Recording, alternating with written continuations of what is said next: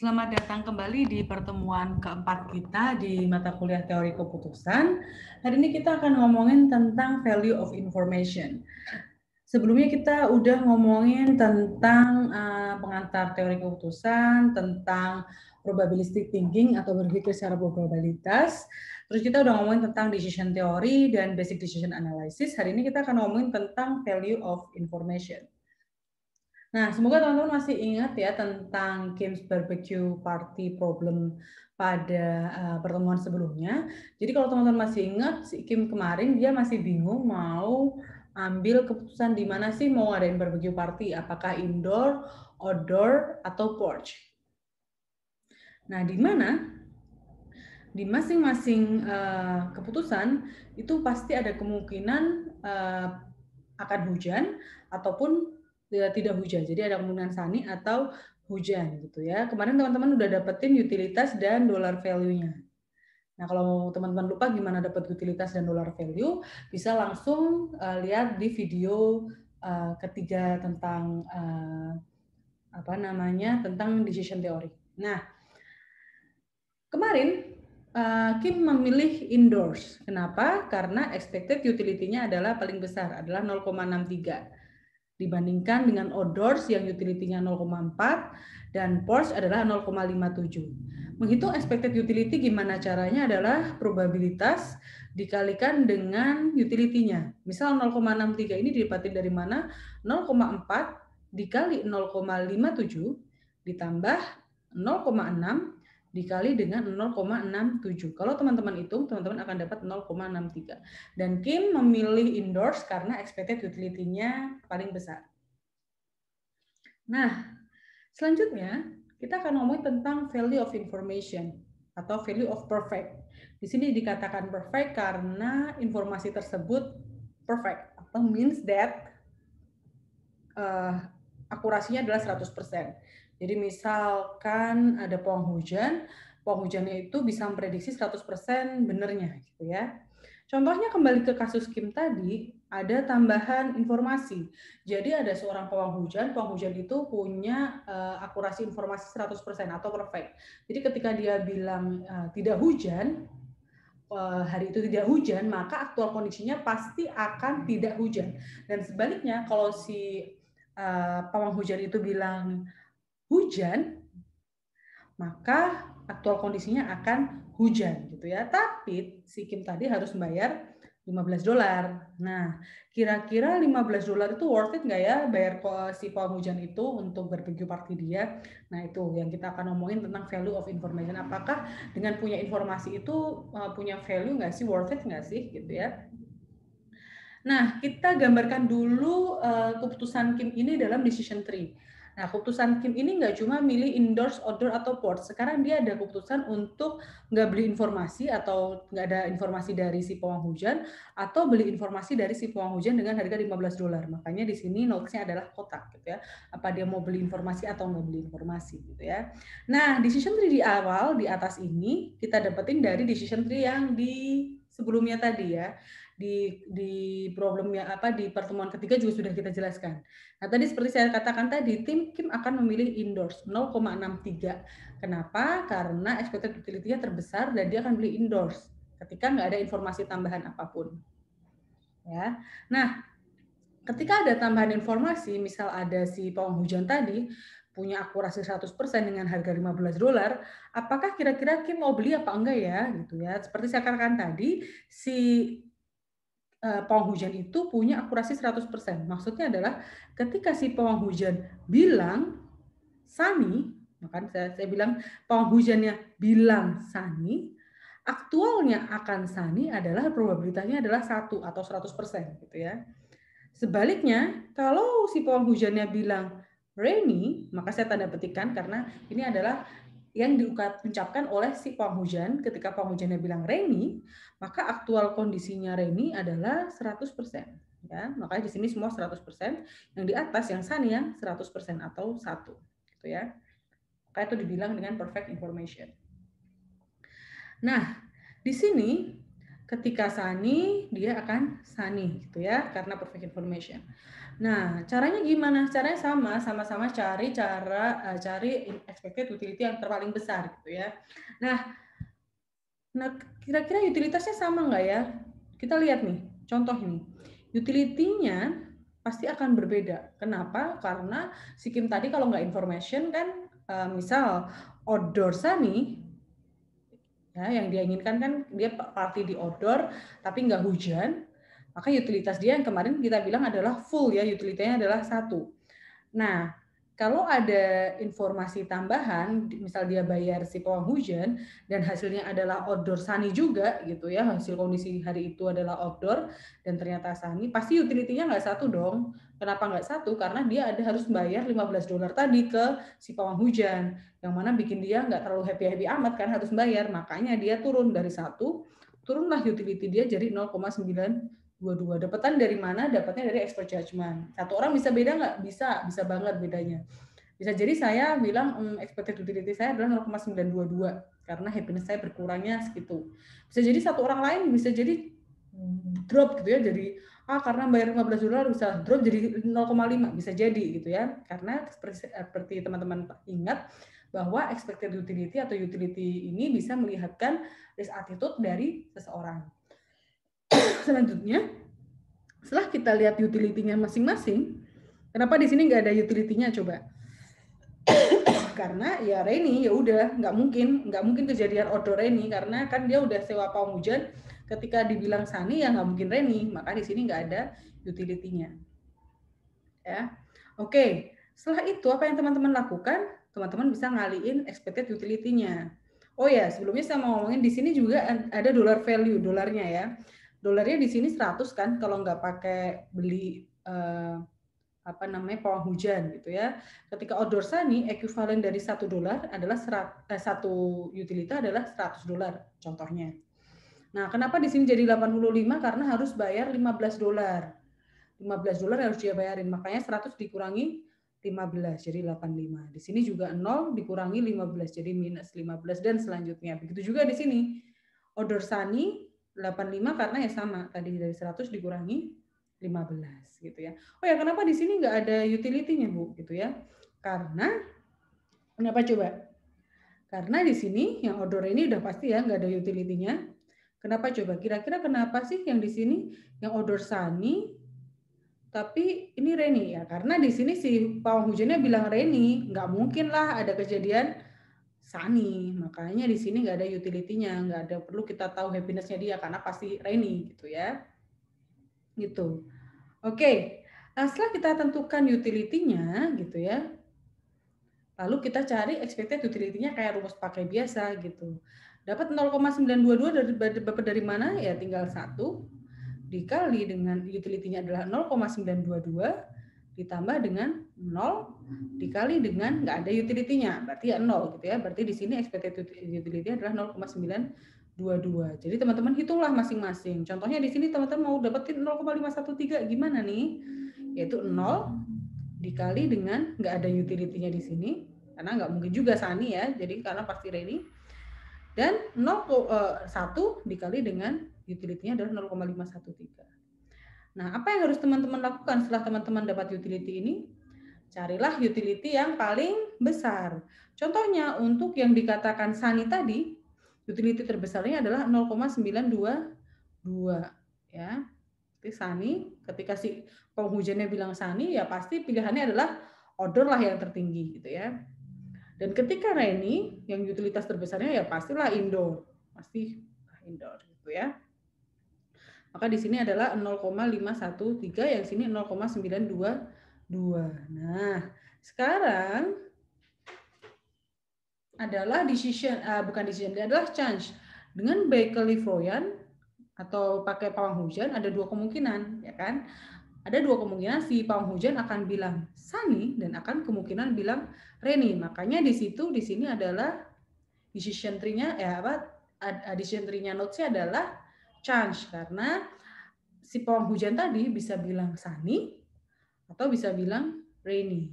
Nah, kalau ada notes gini, maka kita cari expected utility-nya. Caranya gimana? Ya tinggal cari aja. 0,4 dari mana? Ya kemarin kan masih ingat probabilitas akan terang adalah 0,4, probabilitas akan hujan adalah 0,6. Jadi 0,4 dikali 0,922 ditambah 0,6 dikali 0,513. Teman-teman akan dapetin 0,67 kalau teman-teman hitung. Gitu ya. Nah, sekarang decision-nya, apakah si Kim harus pakai pawang hujan atau enggak? Nah, kita bandingin juga expected utility-nya. Yang tanpa pawang hujan, tadi kita dapatkan adalah 0,63, yaitu utilitas yang terbesar di indoor tadi. Nah, ketika beli pawang hujan, expected utility-nya adalah 0,67, hasil perkalian tadi ya. Nah, ternyata lebih besar yang beli pawang hujan. Maka decision tree-nya si Kim tadi adalah beli pawang hujan dengan harga $15. Buat dia masih worth it ternyata $15 gitu ya. Jadi tetap cari expected utility yang terbesar yaitu 0,67. Nah, konklusinya adalah dengan harga $15, Kim seharusnya tetap beli informasi tersebut. Jadi $15 masih worth it buat Kim, masih valuable buat Kim, bahwa informasi yang dibelikan oleh penghujan itu masih worth it lah, masih valuable gitu ya. Nah, gimana kalau harganya dinaikin jadi 16? Gimana kalau 20 dan sebaiknya selanjutnya? Apakah Kim akan tetap beli atau enggak sih? Gitu ya. Gimana kalau 20 atau 25 gitu? Akan beli apa enggak ya? Nah, kita bisa lihat dengan kita membandingkan antara harga si clarivoyant tadi atau harga si pawang hujan tadi dengan expected utility-nya. Tadi kita dapetin expected utility tanpa pawang hujan adalah 0,63. Kita plotkan grafiknya yang biru ini. Ini adalah yang tanpa pawang hujan atau yang original yang dari pertemuan ketiga kita. Nah, dari expected utility yang pawang hujan tadi harganya adalah $15 ya di sini ya. $15. Tadi hasilnya expected utility-nya adalah 0,67 kira-kira di sini. Nah, teman-teman tinggal plotin aja kira-kira kalau 20 gitu ya. Kita gantilah yang tadi 15, kita ganti kira-kira kalau 20 gimana? Nah, nanti gimana? Kita ganti 20. Di sini misal dikurangi jadi 80 dan selanjutnya. Nah, utilitasnya bisa berubah nggak? Berubah dong. Harga lebih mahal, pastinya happiness kita atau utilitas kita akan turun gitu ya. Nggak lagi 0,922 lebih mahal kok dan lain sebagainya. Teman-teman tes satu persatu akan dapetin expected utility-nya gitu ya. Nah, misalnya di 20 ini expected utility-nya, oh ternyata expected utility-nya sama nih, sama kayak nggak pakai informasi gitu. Nah, di sini misal titik potongnya. Atau teman-teman 25 di sini. Oh, 25 di sini expected utility-nya adalah 0,5 something gitu ya. Dan lain sebagainya. Teman-teman dapetin dari mana ini? Teman-teman lihat lagi assessing utility orang tersebut terhadap value itu, cari expected utility-nya, diplotin gitu ya. Nah, dari grafik ini kira-kira apa sih? Atau teman-teman bisa lihat certainty equivalent-nya juga. Dari grafik ini kira-kira apa sih yang bisa didapetin gitu ya? Yang bisa didapetin dari sini adalah ketika sebuah expected utility beli informasi dengan nggak beli informasi itu berpotongan atau di sini misal $20 itu didapetinnya, maka $20 itu adalah maksimal uang yang Kim mau kasih untuk bayar si informasi dari si pawang hujan. Paham nggak? Jadi yang tadi kan $15, oke, dari $15 tadi ternyata dari assessing kita decision tree-nya ternyata si Kim masih mau beli. Nah, pertanyaan tadi kan apakah kalau dinaikin jadi 16, 20, 25 Kim masih mau beli nggak ya? Nah, titik potong antara expected utility nggak beli informasi dan expected utility beli informasi, titik potongnya misal di sini adalah 20, itu adalah maksimum dolar atau maksimum dolar kita mau beli informasi tersebut maksimalnya segitu gitu, maksimal informasi mau kita beli itu segitu. Jadi maksimal uang yang kita mau kasih ke pawang hujan itu 20. Jadi informasi tadi value-nya adalah 20. Jadi itulah maksimumnya. Nah jadi ini ya. Ketika 20 itu maksimal dia beli atau kita biasa sebut dengan value of clairvoyant atau expected value of perfect information. Jadi value of perfect information-nya, expected value for perfect information adalah 20 tadi, karena titik potongnya antara si nggak beli sama beli itu adalah 20. Jadi itu maksimal uang yang teman-teman mau kasih ke pawang hujan karena informasinya itu adalah 20. Kalau lebih dari itu, kalian nggak akan beli. Kalau si pawang hujan yang minta 25, kalian nggak akan beli. Nah, itu namanya expected value of perfect information. Nah, interpretasi dari sini adalah expected value of perfect information adalah berapa sih uang yang maksimal teman-teman mau kasih atau mau bayar untuk sebuah informasi yang perfect gitu ya. Nah, if the cost of the same exceed the value of clairvoyant, then there is no need examine the same in any further detail. Jadi kalau udah lebih dari itu, misal 25 dan 2 atau 30, ya udah pasti teman-teman nggak akan beli informasi tersebut. Nah, jadi kalau yang tadi, Kim mau beli informasi tersebut maksimal 20, di atas 20 nggak mau beli. Gitu. Nah, yang kedua kita akan ngomongin tentang value of imperfect information. Tadi kita ngomongin tentang perfect. Perfect means informasinya tadi itu 100% akurat. Nah, kalau imperfect berarti ya nggak 100% akurat. Contohnya di sini ada sebuah rain detector. Nah, Kim dikasih tawaran nih, kasih rain detector. Nah, rain detector ini bisa mengindikasikan rainy atau sunny dengan akurasi 80%.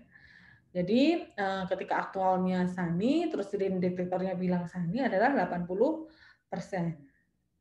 Nah, jadi seperti yang tadi ya, 80% maksudnya kalau aktual weather-nya itu sunny, maka rain detectornya akan bilang itu sunny dengan kemungkinan adalah 0,8%. Nah, harganya adalah $12 si rain detector ini, atau 20% lebih murah daripada si pawang hujan tadi. Pawang hujan $15, ini 12%. Oke lah, didiskon 20% karena akurasinya juga kurang 20% gitu ya. Apakah kira-kira si Kim mau nggak ya beli informasi dari si detektor ini ya? Nah, kita lihat dengan decision tree atau probability tree-nya. Nah, yang tadi bedanya adalah 80%. Nah, 80%, tapi kan yang dikatakan 80% itu adalah ketika aktualnya hujan, maka si detektor tadi bilang hujan adalah 0,8 gitu ya. Ketika aktualnya rainy dan si detektornya bilang rainy adalah 0,8 ya. Teman-teman masih ingat ya, di sini kan bilang the actual weather is going to be sunny. Jadi aktualnya dulu yang tahu, dan si detektornya bilang sunny adalah 0,8. Makanya tadi di sini adalah ketika aktualnya adalah sunny, lalu detektornya bilang sunny, makanya dikasih tanda petik adalah 0,8. Apa yang harus kita lakukan? Kita harus flip the tree dulu. Kenapa? Karena kalau teman-teman masih ingat di perfect information yang di sini, nah di sini kita harus tahu dulu yang informasi yang diberikan oleh si detektornya. Jadi detektornya bilang sunny, pasti aktualnya akan sunny. Tadi kan kebalikan ya, sunny dulu baru detektornya bilang sunny gitu. Jadi kita harus flip the tree-nya.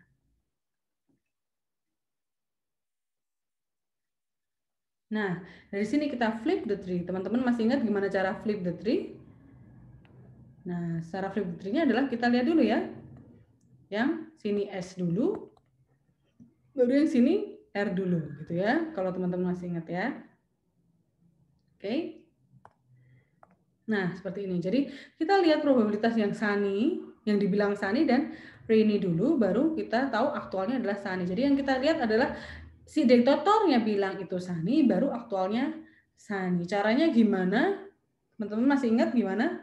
Kita cari dulu yang benar-benar aktualnya sunny. Yang aktualnya sunny di sini ada dua kemungkinan ya. Di sini kita cari S kali S tanda bintang, tanda petik adalah 0,4 kali 0,8 adalah 0,32 ya. Sedangkan 0,4 kali 0,2 adalah 0,08 ya. 0,6 kali 0,2 adalah 0,12. 0,6 kali 0,8 0,48 gitu ya. Nah, kita cari yang punya tanda petik S gitu ya. Berarti 0,32 sama yang 0,12 kita tambahkan. Berarti 0,44. Makanya di sini yang tanda petik S adalah 0,44, yang tanda petik R jadi 0,08 tambah 0,48 yaitu 0,56 gitu ya. Nah, untuk dapetin ini gimana? Kalau teman-teman masih ingat, adalah ketika join probability S kali S tanda petik akan sama dengan S tanda petik kali S. Berarti di sini adalah 0,32. S tanda petik sama R akan sama dengan R kali S tanda petik. Berarti sini 0,12 gitu ya. R tanda petik dengan S, R tanda petik dengan S akan sama. Berarti sini 0,08, di sini adalah 0,48. Nah, untuk dapetin ini berarti tinggal kita bagi aja 0,32 dibagi dengan 0,44. 0,72 dapat dari 0,32 dibagi dengan 0,44 dan selanjutnya gitu ya. Jadi probabilitasnya nggak langsung kita plotting, tadi kan 10 ya, langsung kita plotting 0,8 teman-teman. Kita plotting dengan 0,727 dan 0,273 untuk yang S aksen R. Yang R betik S 0,143. Gimana caranya? Kita lihat decision tree-nya. Oke, yang atas ini nggak usah kita bahas lagi ya. Yang atas ini adalah sama teman-teman kayak di pertemuan ketiga kita. Si Kim akan milih yang indoor, gitu ya, tanpa informasi tambahan. Nah, yang mau diputusin adalah mau tanpa informasi tambahan atau beli informasi dari si detektornya ini gitu. Nah, caranya adalah ya sama kayak waktu yang perfect information. Nah, caranya adalah pertama, kita tahu kalau si detektor ini bisa bilang Sunny, maka saya bilang dengan tanda petik, dan bisa bilang rainy gitu ya. Nah, ketika Sunny bisa pilihan kayak tadi yang di perfect ya. Sunny bisa outdoor, port sama indoor gitu ya. Outdoor bisa hujan sama bisa enggak hujan sama hujan gitu ya. Nah, inilah yang buat beda. Probabilitasnya adalah 0,727, bukan 0,8 lagi ya tadi. Kenapa 0,727? Karena probabilitas dari S tanda petik dan S. Coba kita lihat S tanda petik dan S adalah probabilitasnya adalah 0,727. Sedangkan S tanda petik dan R adalah 0,273. Coba kita lihat S tanda petik dan R, ya kan? Ini R. 0,273. Makanya di sini kita tulis ada 0,727, sini 0,273. Gitu juga yang di sini. Ini kita sesuaikan dengan flipping the tree tadi ya. Nah, expected utility-nya pasti juga beda dong, ya kan?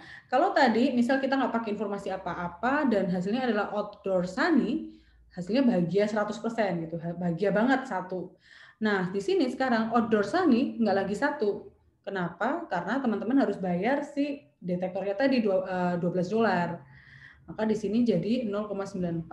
Nah, ini dapatin dari mana? Dari expert judgment. Satu orang bisa beda utility-nya gitu ya. Karena kemarin masih ingat expected utility orang bisa beda dan expected utility itu mencerminkan risk attitude dari seseorang.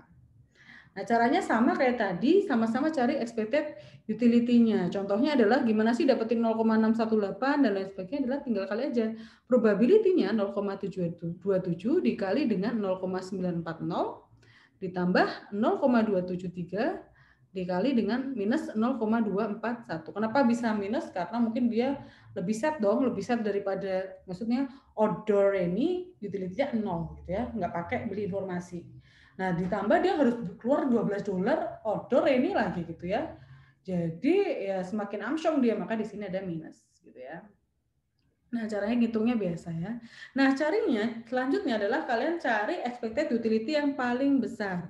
Contohnya di yang sini, expected utility paling besar adalah 0,679 yang di porch. Yang di rainy ternyata yang paling besar adalah yang di indoor. Tadi beda ya ternyata, waktu yang perfect yang ketika si penghujannya bilang sunny, yang paling gede utilitasnya adalah outdoor. Ternyata ketika si detektor yang paling gede utilitasnya adalah porch gitu ya, karena ya imperfect information dan utility-nya jadi beda gitu. Nah, sama setelah itu cari expected utility-nya gitu. Nah, di sini kita cari expected utility-nya. Di sini kan bisa hujan sama enggak hujan. Kenapa enggak 0,4 lagi? Karena di sini tadi yang sini teman-teman lihat di sini adalah 0,44 dan 0,56 gitu ya, bukan yang 0,4 ini tapi kita pakai yang ini. Ya.